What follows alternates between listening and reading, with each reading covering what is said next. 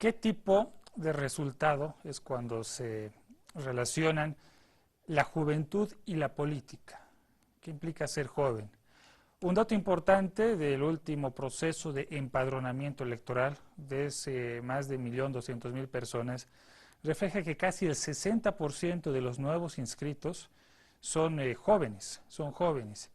Si eso se lo extrapola a cifras concretas, podríamos ver que la población joven incluso puede resultar teniendo una participación mayor al porcentaje que pueden sacar en la contienda electoral muchos de los partidos que van a participar, también basándonos en las encuestas.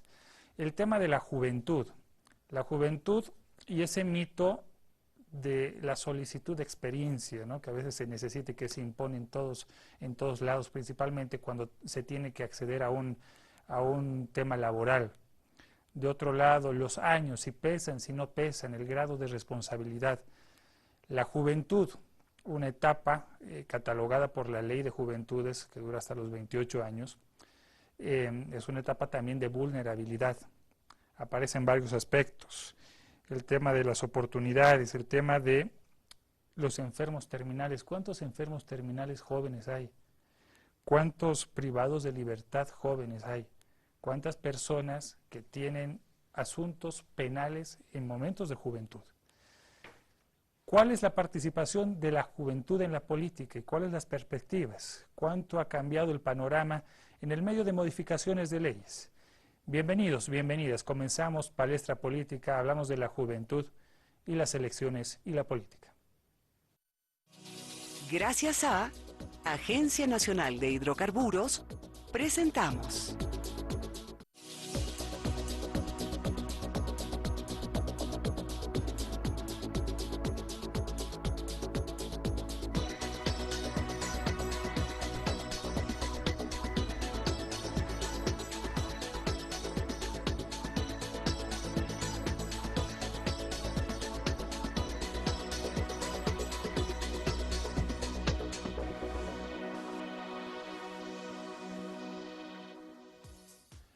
Gracias por estar en nuestra sintonía. Somos Aviala Televisión, Palestra Política, que sale a nivel nacional gracias a la señal satelital de Entel en la Villa Imperial, en la ciudad de Potosí.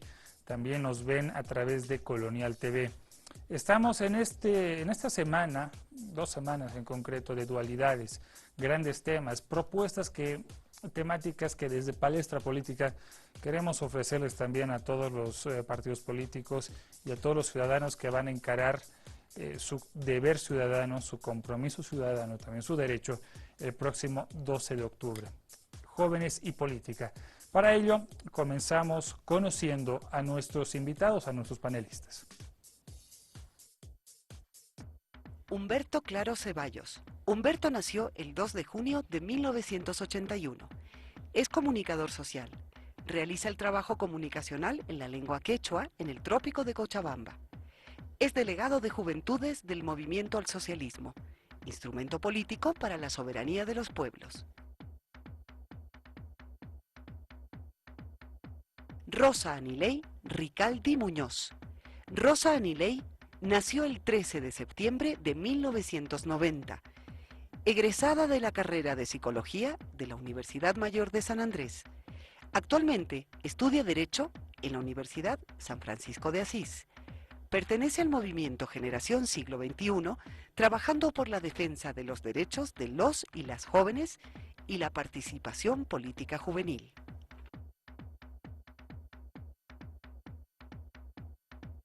Marco Antonio Fuentes Torres. Marco Antonio nació el 3 de agosto de 1981.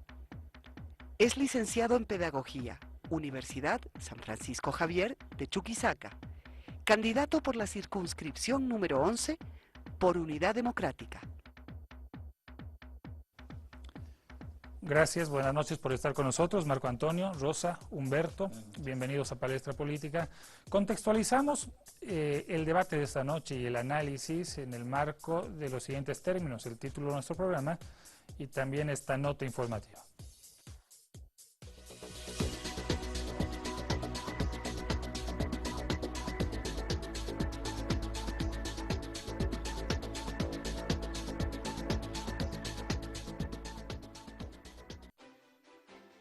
¿Cuál es el nivel de participación política de los y las jóvenes en Bolivia? Pregunta surge cuando nos encontramos en la antesala de un nuevo proceso electoral fijado para el próximo 12 de octubre, en el que 5 fuerzas políticas disputarán la presidencia del país. Esta elección se efectúa bajo criterios legales bien definidos como el que plantea la Constitución Política del Estado, fundamentalmente referido a la edad hábil para votar, que es los 18 años. El Tribunal Supremo Electoral informaba que durante el proceso de empadronamiento son jóvenes menores de 20 años casi el 70% de los nuevos inscritos, cuya cifra supera los 500.000 jóvenes. La ampliación de la participación política de los y las jóvenes fue impulsada en la Ley de Juventudes, que establece criterios para la participación política de la juventud clasificada según la norma hasta los 28 años de edad.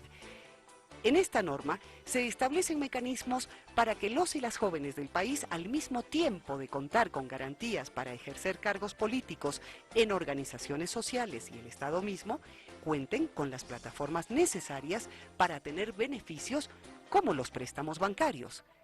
Para estas elecciones, la participación política de la juventud se amplía, pues podrán ser candidatos a legisladores las personas, hombres y mujeres, que hayan cumplido los 18 años de edad.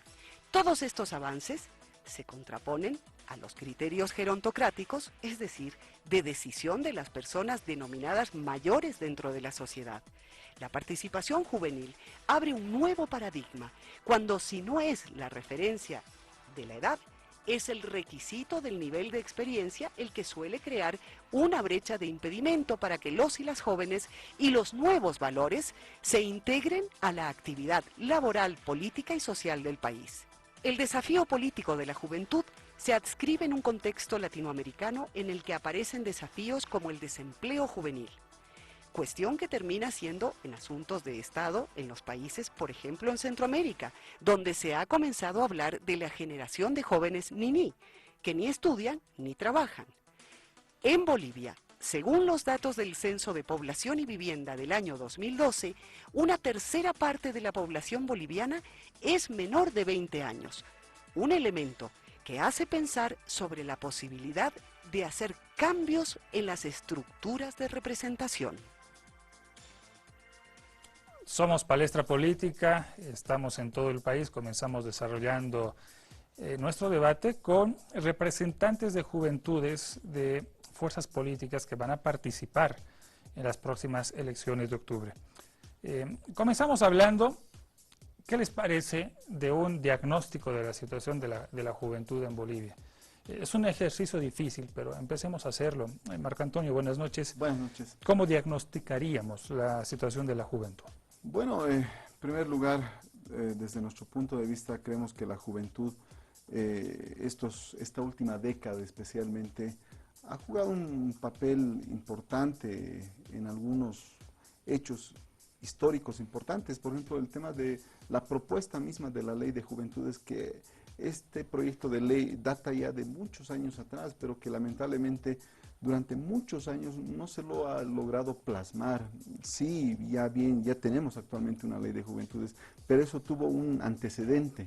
¿Cuál es el antecedente? El antecedente básicamente fue la consolidación de algunos grupos juveniles. Por ejemplo, en la ciudad del Alto, yo recuerdo muy bien, luchó para que se lleve a cabo este proyecto de ley, por ejemplo, el Consejo Municipal de la Juventud de la Ciudad del Alto, la Federación de Estudiantes de Secundaria, cada uno proponiendo y generando ideas. Entonces, en ese sentido, creo que la juventud ha jugado un rol muy importante en términos de cambios estructurales en el país.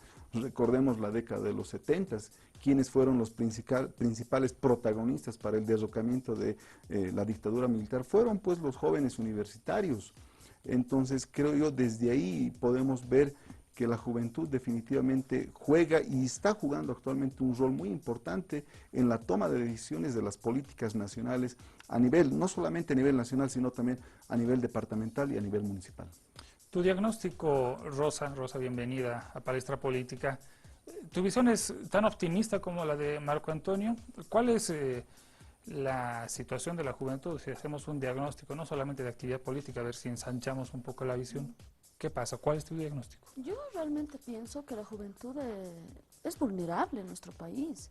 Es un sector bastante vulnerable, porque aunque nosotros representamos un porcentaje elevado de jóvenes dentro de nuestro país, no tenemos realmente las oportunidades que nosotros necesitamos para ser ciudadanos con esta ampliedad como las los demás personas.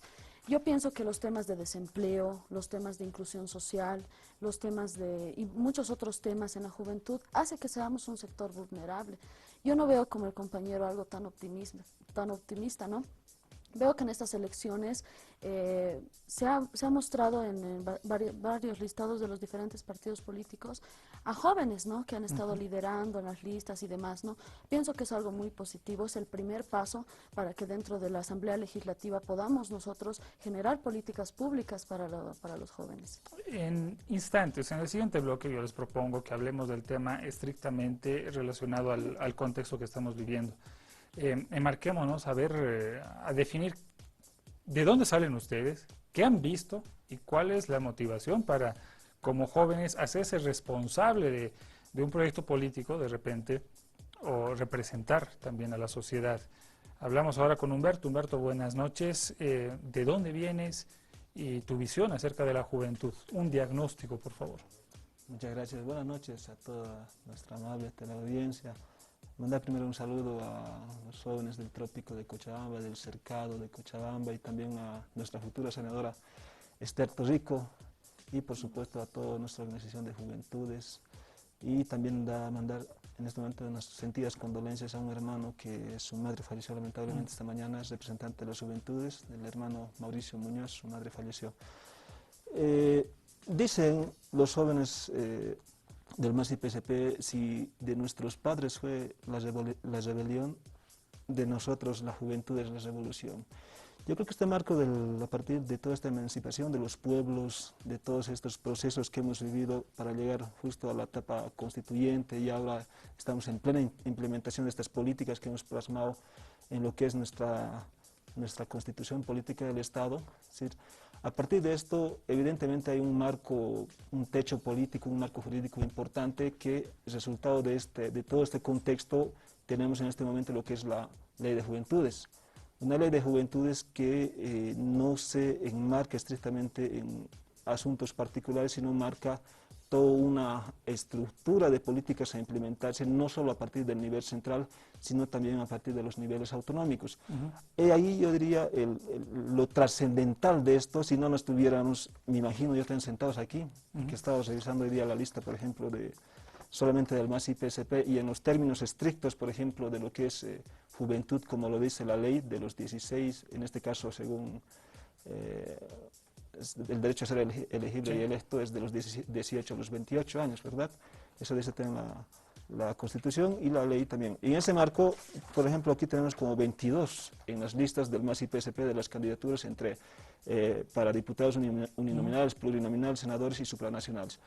Hasta ahí yo creo que es un muy buen avance, pero si miramos un poquito más, digamos, en términos, digamos, de programas y políticas para la juventud, yo creo que podríamos hurguetear un poco más. Sin embargo, existen todavía muchísimos desafíos, es un proceso que recién estamos iniciando, ¿no? La participación política de los jóvenes. Marco Antonio, te han dicho un poco, ya ha empezado a haber un cuestionamiento a tu posición. ¿Hay vulnerabilidad en el sector juvenil? A ver, identifiquemos esas vulnerabilidades. Claro que ¿Es sí. lo mismo ser joven en el campo? ¿Es lo mismo ser joven en la ciudad? ¿Es mismo ser joven en el centro de La Paz, por ejemplo? ¿Ser joven en la zona sur o ser joven en el alto? Bueno, sí, definitivamente, para poner un poco en contexto lo que decía, yo decía que la juventud en estos años ha ido generando y ha ido escalando peldaños de desarrollo. Evidentemente, la juventud está en total improtección, si vale el término, porque lamentablemente no ha habido la generación de políticas de desarrollo, por ejemplo, en el tema de empleabilidad. Un claro ejemplo acá, en el tema de educación. Si vemos los estudios, por ejemplo, si vemos los exámenes para el ingreso a las universidades, por ejemplo, son pésimos los exámenes en algunos casos. ¿Qué denota Lamentablemente, eso para ti? primero, una mala formación en el tema de educación.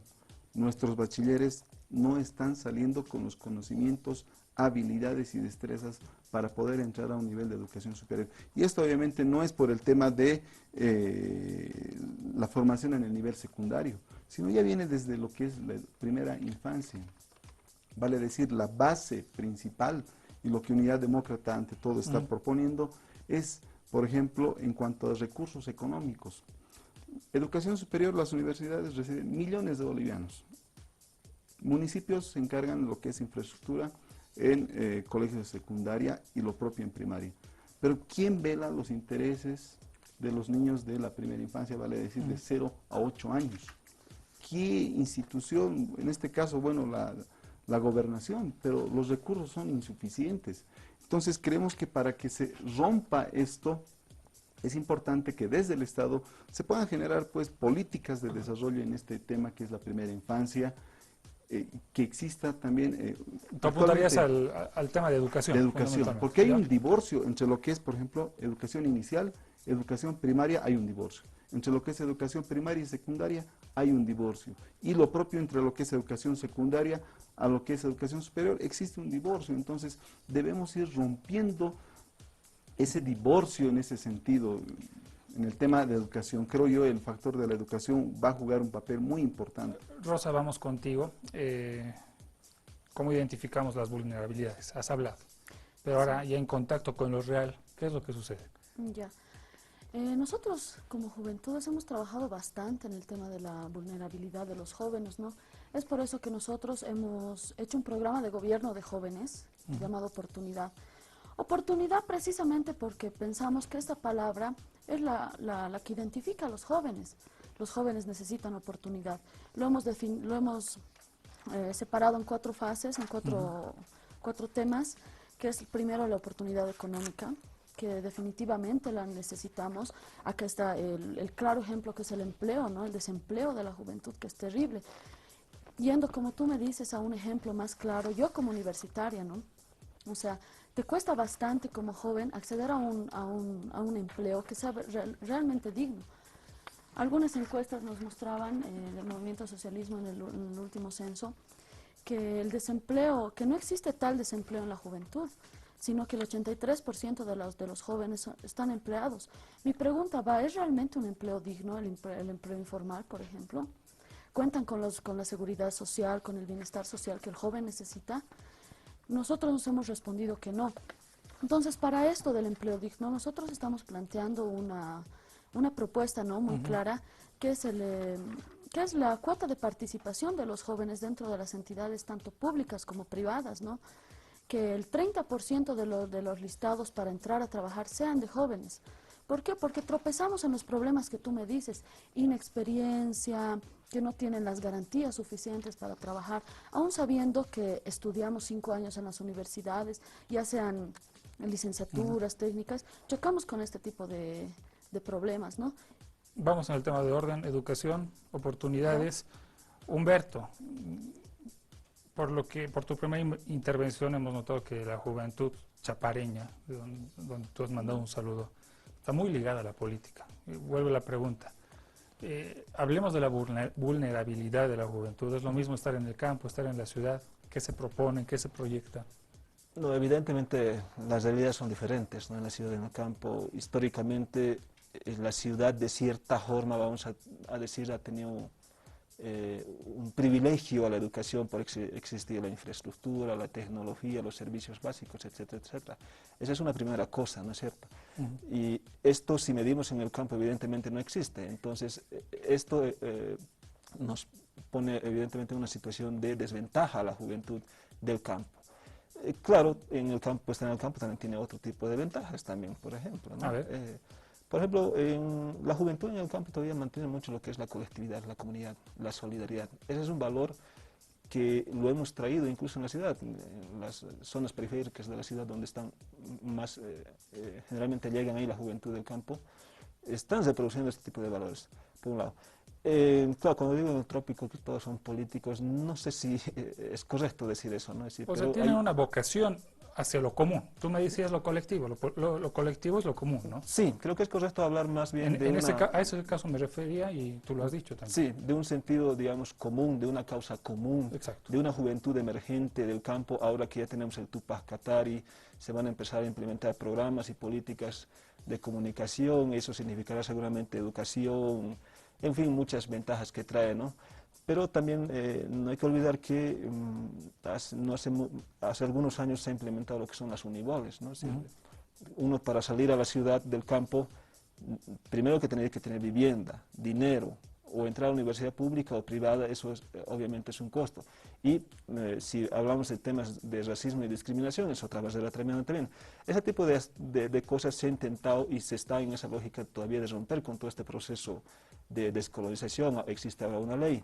Se ha implementado lo que son las UNIBOL, las universidades indígenas, justamente como una respuesta a esto, pero también como una respuesta a la lógica de enseñanza que se tiene en las universidades públicas. Todavía no han cambiado esas lógicas de enseñanza, sin embargo se están implementando estos otros aspectos, ¿no?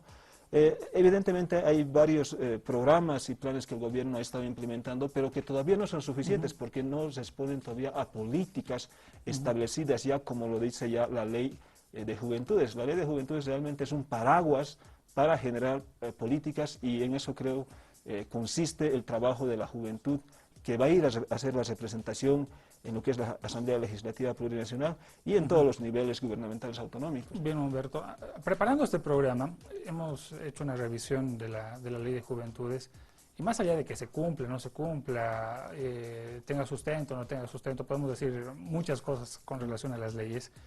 A mí me llama la atención que plantea muchos problemas, muchos aspectos, ¿no? Que esperemos los podamos comentar en el siguiente bloque de una manera crítica con nuestros panelistas.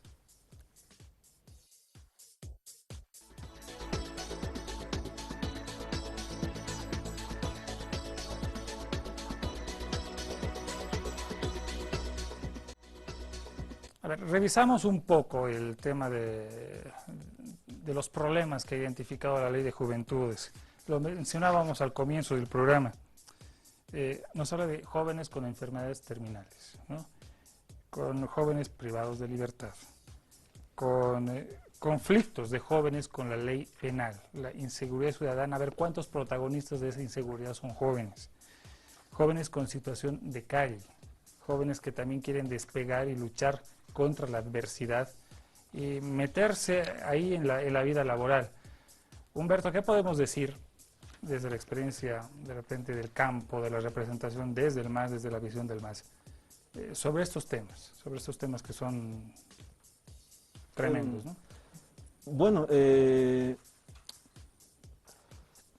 si bien en el campo, o sea, poco a poco ahorita las brechas se están, digamos, achicando entre el campo y ciudad, ¿verdad? Es decir, no vamos a negar que no existen todavía ese tipo de problemas, ¿no? Es decir, sin embargo, en la ciudad los problemas de alcoholismo, estas cosas son de manera mucho más pronunciada todavía, lo que eso todavía no pasa mucho en el campo. Pero, irónicamente, y voy a hablar del Chapare porque es un centro, digamos, de muchísima crítica, es decir, que allá hay mucho alcoholismo, que allá hay mucha drogadicción. Irónicamente en el Chapare yo no noto, o sea, yo soy de ahí, yo he nacido ahí, yo he vivido ahí. Y en allá existe pues una disciplina, ¿no? Es decir, de comportamiento del joven, es un ser, digamos, de la sociedad que tiene un comportamiento. Yo os recuerdo ahorita cómo estamos construyendo esta nueva forma, este nuevo paradigma que les estamos llamando, ¿no es cierto?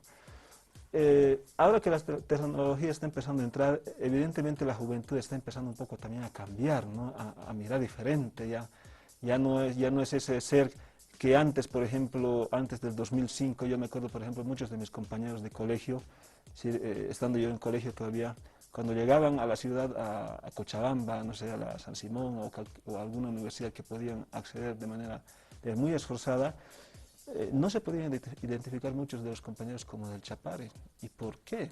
¿No? Y claro, evidentemente existía y todavía. ¿Y por qué era?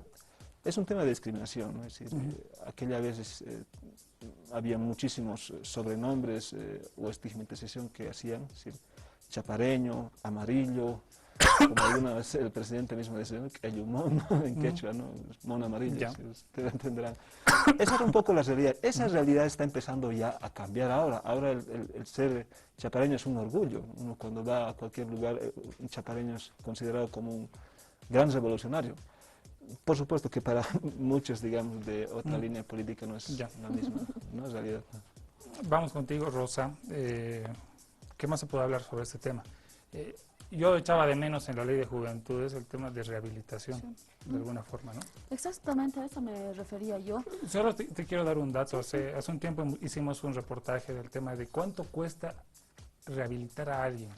Fundamentalmente, la rehabilitación se asocia más al tema de la juventud, por X razones, no es que sea una idea general, ¿no? Entonces hace falta mucho dinero para iniciar una terapia de unos 3 meses, son como unos $5.000, ¿no? Hablando del dinero, yo creo que estamos pues en nuestro país, ¿no? Con excedente de dinero que estamos tal vez invirtiendo, no en lo que deberíamos invertir, ¿no? En el tema de la inclusión social es lo que tú hablas en realidad cuando hablamos de enfermos terminales, cuando hablamos de personas que están privados de libertad y demás. Hablamos en un tema de inclusión social, porque ¿qué es lo que pasa en nuestro país? Hay una persona que por X, Z razón cometió un delito, entra a la cárcel un joven. Entonces su pena es de 15 años. ¿Y qué es lo que pasa tras esos 15 años en el que se encuentra recluido? Sale y aprende peores cosas en la cárcel en vez de entrar a un proceso de rehabilitación y de inclusión social para este joven, que todavía, en su condición de joven, tiene todavía que ser un individuo de la sociedad que saliendo de este lugar tendría que tener también los mismos derechos, las mismas oportunidades. Entonces la privación de libertad de nuestro país para el joven es un tema sí de discriminación, yo concuerdo, pero no creo que de un tema de discriminación racial, sino de un tema de discriminación generacional. Pienso definitivamente que nosotros como jóvenes estamos viviendo esa etapa en nuestro país de discriminación generacional. ¿Cómo definimos, Marco Antonio, esta discriminación generacional? ¿Hay una barrera entre los mayores y los no tan mayores? Sí, sí, evidentemente. ¿Infranqueable? No, bueno, tan extrema no.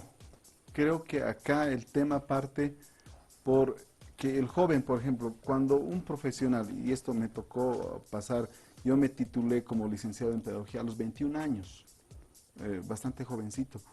Y bueno, me costó mucho conseguir trabajo. Yo me acuerdo una anécdota, cuando fui a buscar un trabajo, me dijeron, bueno, di un examen, pero el examen lo di muy bien, adecuadamente, casi perfecto.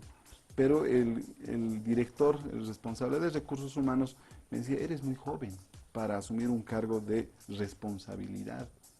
Entonces, ahí creo que hay una estigmatización, básicamente, al joven. El hecho de ser joven ya se lo cataloga como inexperto, falta de experiencia.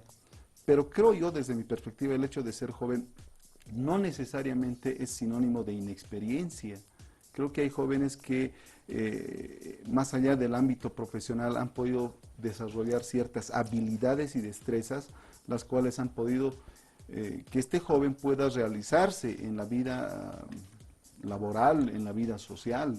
Tenemos en la ciudad del Alto muchos jóvenes, por ejemplo, que han abierto sus talleres mecánicos, sus cerrajerías, han ido generando espacios laborales, ellos mismos se han ido creando sus oportunidades, porque no existen los elementos para que, o las condiciones para que estos jóvenes puedan generar empleos dignamente, si vale el término. Si me permiten un ratito en producción, quiero ir con Humberto para que no quede colgado con esta pregunta. ¿El joven tiene que pagar derecho de piso con los mayores o no? No sé si es adecuado verlo desde ese punto de vista. Yo lo pondría más bien como el joven en permanente empoderamiento, así como la mujer, y en el caso de la mujer es mucho más diferente todavía, ¿no? Es mucho más radical, digamos, esta discriminación que ha habido, porque existen niveles discriminativos en la mujer, por ser del campo, por ser mujer indígena, etcétera, etcétera. En el caso de la juventud, digamos, es muy parecido también, ¿no? Pero yo más me iría en el ámbito orgánico, por ejemplo, es decir, Ya. pero yo no le pondría ese término que tiene que pagar derecho de Tú piso. dices Yo creo- empoderamiento. Exacto, yo ¿En creo qué que consiste? es que es con el nivel de responsabilidad que la juventud y conciencial también que la juventud va a ir adquiriendo. Y eso no se consigue de la noche a la mañana. El problema de la juventud no es un problema de la juventud, es un problema de la sociedad, es un problema del sistema, de la forma de sistema en que estamos todavía, estamos saliendo de este sistema de cierta forma patriarcal y no sé qué. En esa medida, el joven va a ir empoderándose de espacios como ahora estamos viendo la ley de juventudes, en fin, muchos espacios. Por ejemplo, la ley de juventudes, por ejemplo, de cierta forma dice a las organizaciones, al Estado y a varias entidades que deben ir incorporando en todas sus estructuras a las juventudes. Y eso es un gran avance ya, pero eso no es gratis. Pero lo dice, porque no estaba. Si estuviera, no lo dijera. ¿O no? Yo diría que lo insinúa, no es una cosa también. Eso tiene que ver también con el nivel de madurez de las organizaciones sociales. Ya. No todas las organizaciones sociales se están poniendo en el mismo nivel, en este mismo nivel, digamos, de empoderamiento a la juventud. Un ejemplo voy a poner. El año pasado nomás, por ejemplo, la CESUD-CB en su estatuto orgánico ya incorporó 3 secretarías de la juventud en la confederación. Lo mismo podría mencionar en las demás confederaciones, hablando un poco... ¿Qué han visto en esos jóvenes para que se les dé ese empoderamiento? Perdón, y luego vamos Yo a creo Sondeo. que el joven, en esta nueva coyuntura política, el joven ya es un sujeto social político, lo que en el pasado era otra cosa. Pero ¿sí? también habían virtudes en esas personas, ¿no es cierto? Sí, de cierta forma. Había mucha virtud, pero también decíamos hace un momento que esto era producto, digamos, de esta mirada, de esta forma de Estado que teníamos, que no consideraba a la juventud como un sujeto que aporta a la sociedad, algo falso, digamos, ¿no? Para poner en evidencia, por ejemplo, en el pasado solo habían una que decía que se declara el Día de la Juventud y otra ley que decía, en los 90 creo, que decía que debía crearse una ley, o sea, intenciones de ley. En esta coyuntura, con esta nueva noción política, social, tenemos una ley con base, digamos, muy sólida, muy amplia, muy visionaria de lo que es la juventud. Y claramente, si uno revisa las leyes, define lo que es la juventud, una juventud antiimperialista, etcétera, etcétera, ¿no? Vamos a ver el sondeo en las calles de La Paz, a ver cuál debiera ser la misión de los jóvenes y su aporte al país. El aporte de los jóvenes, bueno, tienen que participar en todo, ¿no? Al final siempre la gente va dejando los cargos, todos los jóvenes tenemos que estar listos para responder a eso. Yo creo que deberían dar más sugerencias a los políticos, ¿no? Porque más que todo hay que dar oportunidad a la gente joven. Bueno, apoyar, ¿no? A la persona que puede dar más por nuestro país. Ideas nuevas, de tal suerte que el país marche bien en todo aspecto, económico, social, político, inclusive en otros aspectos, ¿no? Como es, por ejemplo, la protección al medio ambiente y otros. Tal vez con ideas revolucionarias, ideas que sean nuevas a las políticas antiguas que tienen los candidatos, incluso actuales. La opinión de los jóvenes es muy importante porque ellos están viviendo constantemente, ¿no? Las deficiencias que hay. Deberían ser más participativos. Bueno, con ideas nuevas, ustedes también son personas que tienen conocimientos más amplios, más adelantados, a pesar que los adultos mayores también. Pero me gustaría que ustedes aporten, ¿no? Para que nuestra Bolivia salga adelante. Nuestro país es muy rico y ustedes saben cómo podemos aprovechar. ¿No? Que los jóvenes se orienten y que logren una mejor política para este país, ¿no? Más incentivo en las cosas sanas como los deportes. Deberían participar, meterse más, informarse más, para que a futuro ya puedan tener más conocimiento y puedan ser parte de estos movimientos políticos. Los jóvenes tendrían que madurar muchísimo para incluirse en la política de hoy. Mientras más diversiones y todo ahí, los chicos son más vacíos, no piensan, se dejan llevar por todos. Las clases de cívica que se dan en parte de los colegios tendrían que tener algo de teoría política, ¿no? Que enseñen las corrientes ideológicas que existen. Hay dos visiones, ¿no? Que participen, que se hagan sentir, que propongan nuevas ideas. Pero también hay otra voz, ¿no? Que dice tienes que vivir la vida, tienes que aprovechar, divertirte, etcétera. La participación juvenil también depende de uno mismo, de cómo se abre espacio. Que no solamente es el contexto, ¿no? Y los actores ajenos a la voluntad particular. ¿O sí, Rosa? Yo creo que en este contexto parte de uno mismo. Definitivamente parte de uno mismo, desde el punto de vista que el Estado no te está generando oportunidades. Yo creo que ahora el joven que no lucha por tener un empleo, no lucha por terminar sus estudios, no lo logra, porque es parte de uno mismo en este Estado, ¿no? El Estado no se está haciendo cargo de las personas, de los jóvenes, definitivamente. Y pienso que el joven tiene que estar equilibrado. ¿Cómo es? ¿Es de uno mismo o del Estado? De uno mismo en este contexto, Ya. porque el Estado no te está generando las facilidades que los jóvenes deberíamos tener. Desde ese punto de vista yo creo que ahora parte de uno mismo.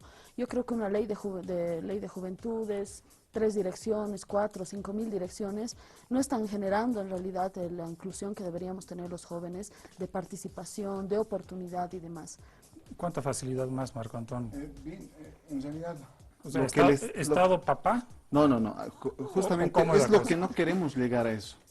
El Entonces, joven si es decimos el que el Estado tiene que decir, el dar. Estado tiene que dar políticas, lineamientos generales, pero en realidad es el joven el que debe aperturarse ante la sociedad, es el joven el que debe abrirse campo en la sociedad. El Estado debe darte la línea política, vale decir, por ejemplo, nosotros, Comunidad Demócrata, estamos planteando la generación de CITES, por ejemplo. Son espacios en donde una persona, sea joven o mayor, puede ir a adquirir ciertas habilidades, sin ser bachiller, sin ser universitario. Habilidades que les pueda ayudar a desenvolverse en la vida, a desarrollarse en la vida, agarrando un oficio. Porque te decían, no todos los jóvenes en el país pueden acceder a un instituto técnico, a una universidad indígena o a una universidad de la ciudad. Lamentablemente no todos pueden acceder por el tema de costo, diferentes factores. Entonces creo yo, el hecho de generar una oportunidad, el hecho de generar un conocimiento, una herramienta para la vida, creo yo le va a ayudar mucho. Carlos Manuel Álvarez de Zayas, un educador cubano, decía la escuela de la vida, porque es bien importante que el joven aprenda a agarrar y a agarrarse de esas sus habilidades que de repente ha aprendido con el papá, pero que lo puede desarrollar de mejor manera, técnicamente, científicamente, pedagógicamente y didácticamente de una mejor manera. Vamos a hacer un corte, vamos a hablar ya más en materia del tema político, de estos jóvenes que están acá en nuestra palestra, relacionados con la actividad política concretamente. Un dato, en esta Asamblea Legislativa han habido 2 diputados menores de 25 años, ¿no?, que han trabajado, los 2 de oposición, pero si uno tiene que ver un poco el currículum de la vida, aparece que los 2 tenían como padres a gente que ya había sido diputado. Vale así la pena una representatividad, un hijo suplente de su padre en esta Asamblea Legislativa Plurinacional. Por eso hablamos de la juventud. Al volver vamos a desarrollar temas picantes como este.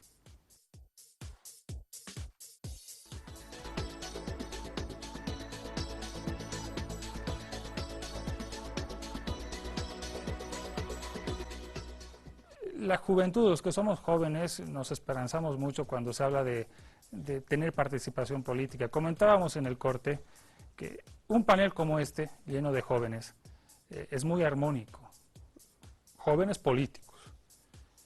Sin embargo, cuando también hemos tenido experiencias en la palestra de gente con experiencia política, de 20, 25 años que han venido, a veces hay diferencias irreconciliables.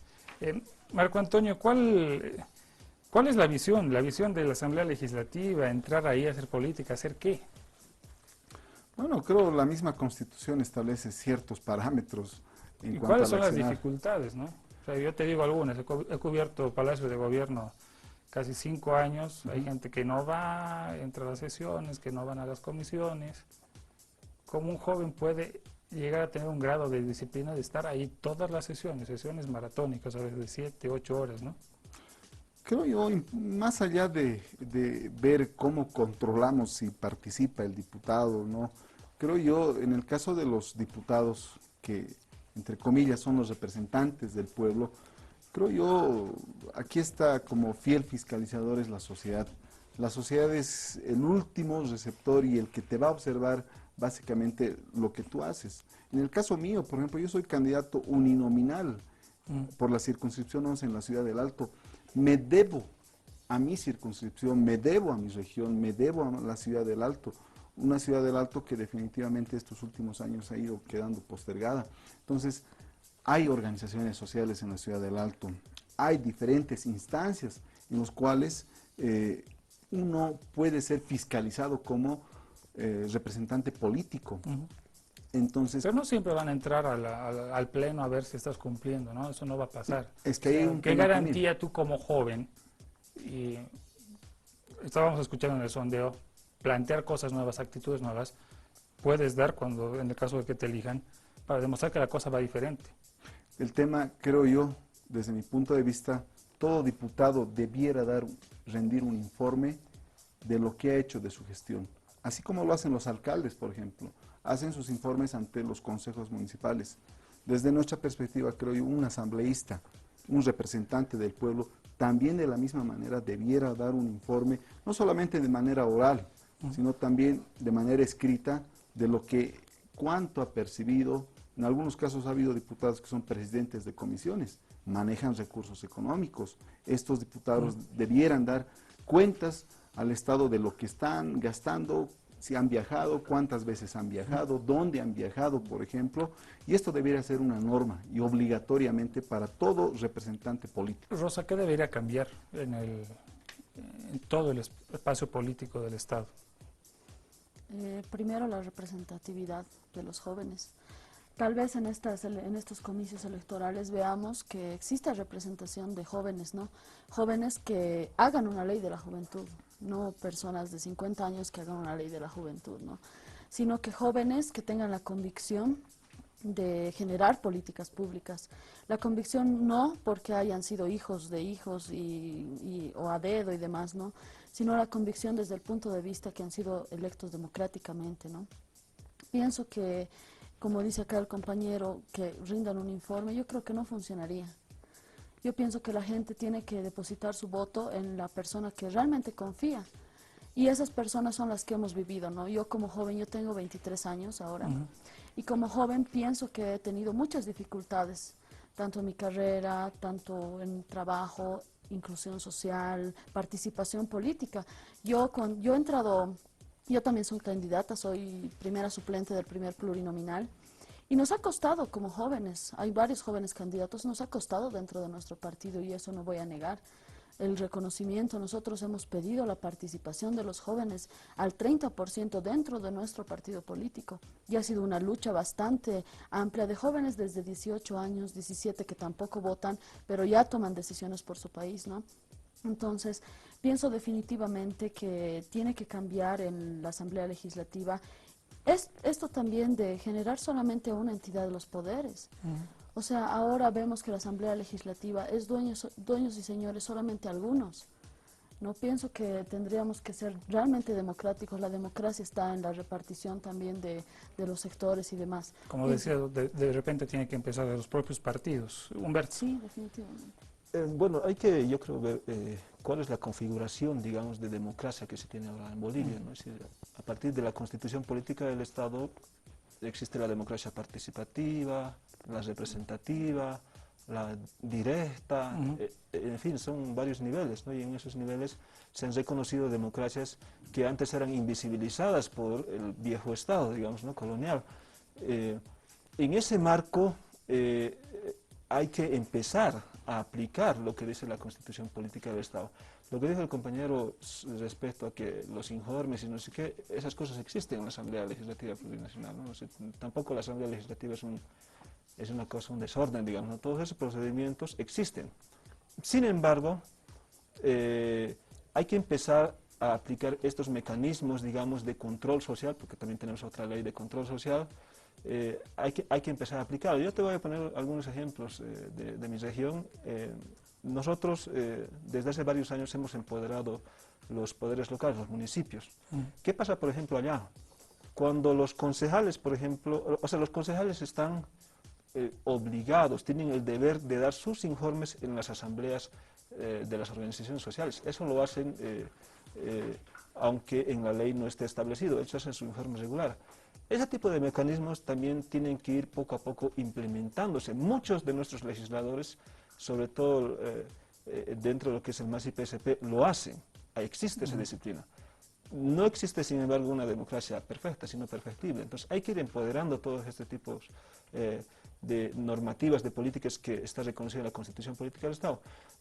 Y otro tema más, esta ley de juventudes, tengo algunos enunciados aquí, no ha sido pues hecha por personas de 50 años, yo he participado, ¿no? La estructura de jóvenes de las organizaciones sociales han participado en esta ley.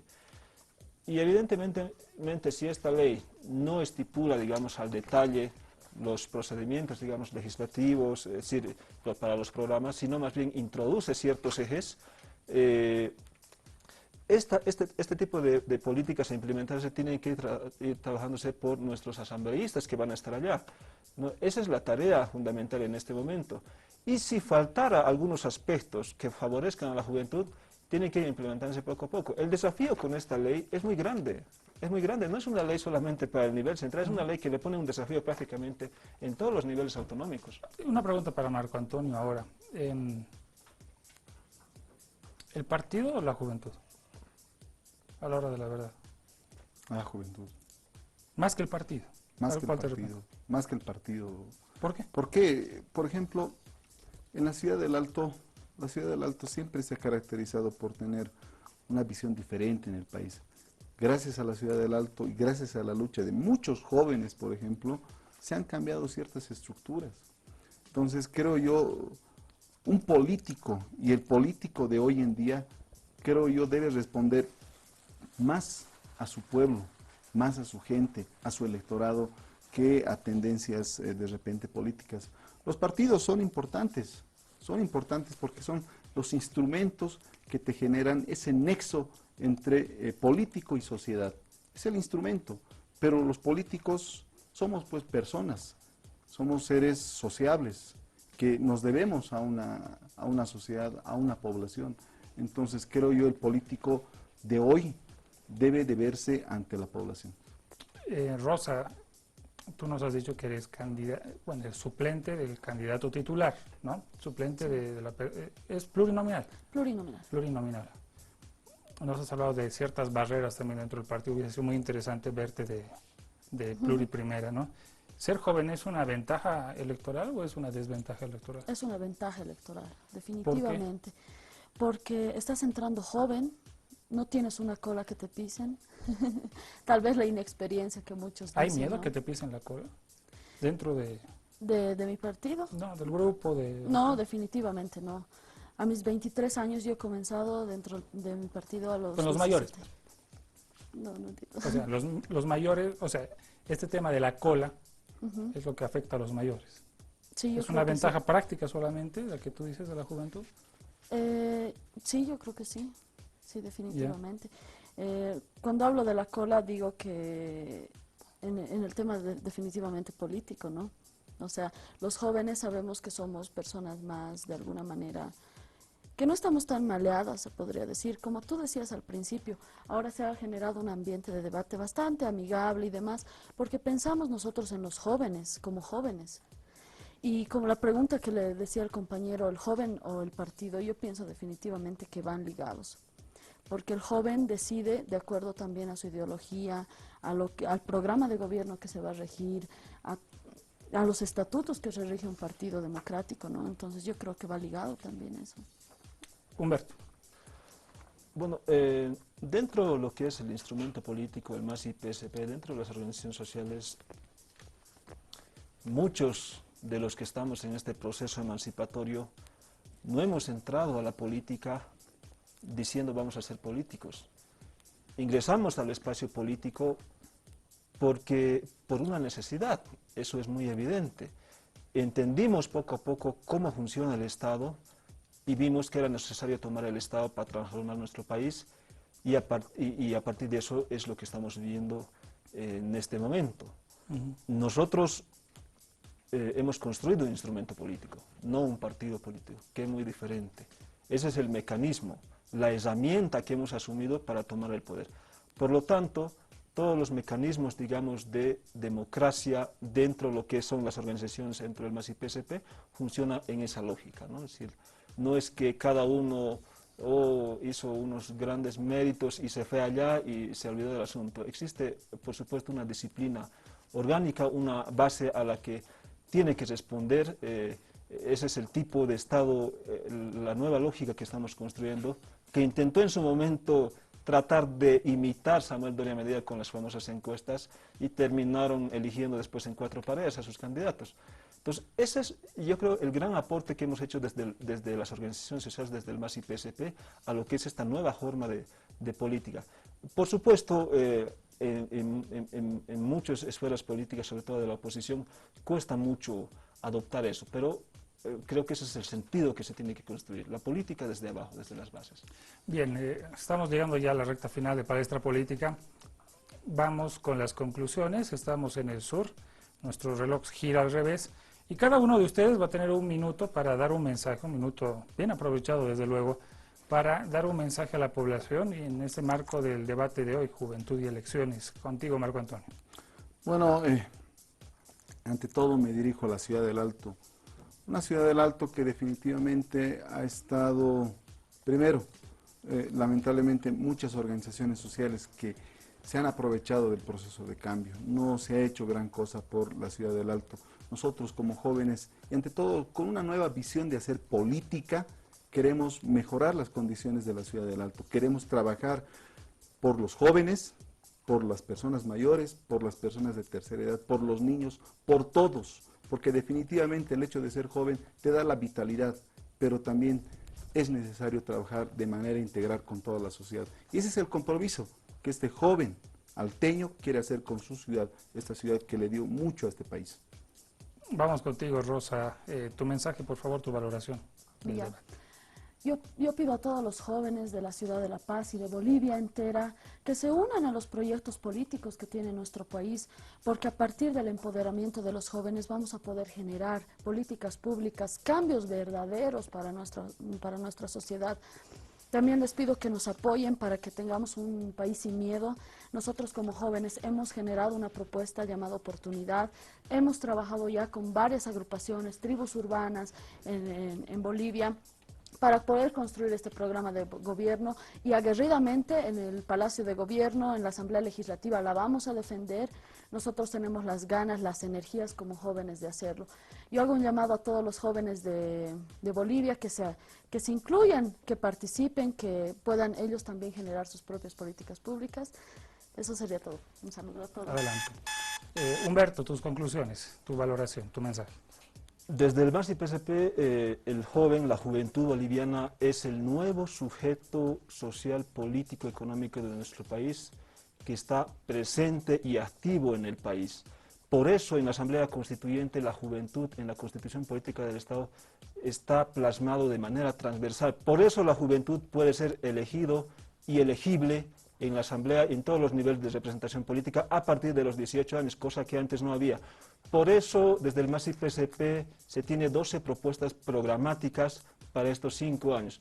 Por eso, desde las organizaciones sociales, desde el MAS y PSP, desde nuestro gobierno, tenemos la Agenda Patriótica, los 13 pilares, nunca antes hecha por nuestro país. Esa es demuestra la visión, el horizonte, una visión de cómo vamos a ir construyendo el vivir bien. Esa es nuestra visión, nuestra propuesta. Muchas gracias a nuestros panelistas, Marco Antonio, Rosa, Humberto, que se han dirigido a la población de esa manera. Causa otra sensación ver jóvenes haciendo ofertas al país. Esperemos que este proceso continúe, que se abra aún más en las elecciones que vayan a venir. Nosotros vamos con el adelanto de mañana. Si hoy hemos hablado de jóvenes, mañana hablaremos de los adultos mayores, a ver qué ofertas pueden haber, si hemos rebuscado entre los distintos programas de gobierno para esta población, ser mayor, tener actividad, no tener actividad, cuáles son las falencias con este grupo etario. Esas conclusiones y esas valoraciones las sacaremos mañana dentro de 24 horas. Amigos, les agradecemos. Palestra Política, Vía la Televisión, está en todo el país gracias a la señal satelital Entel. Que tengan un buen descanso. Permiso, buenas noches.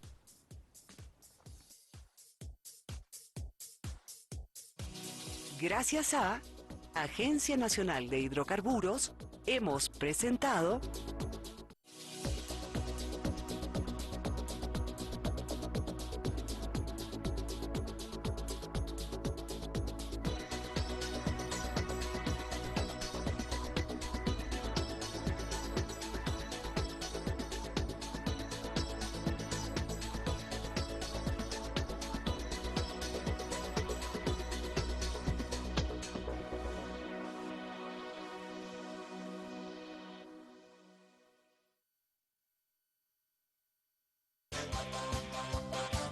Aviala Televisión, un continente de culturas.